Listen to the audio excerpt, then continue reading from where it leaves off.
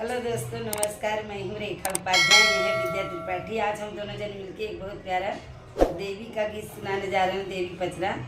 आप सबको अच्छा लगेगा तो कमेंट में ज़रूर बताना। पहले वीडियो डालने जा रहे हैं, आप सब अपना प्यार दुलार आशीर्वाद ज़रूर देना।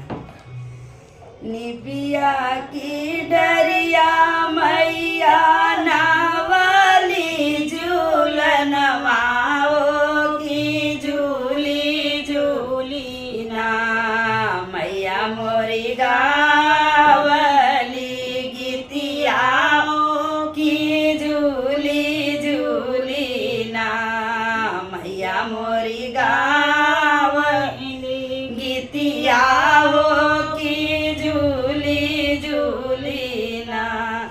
झूलत झूलत मैया के लगली पियसिया की चली मैया ओही मालिन फूलवरिया की चली मैया ना ओही मालिन फूलवरिया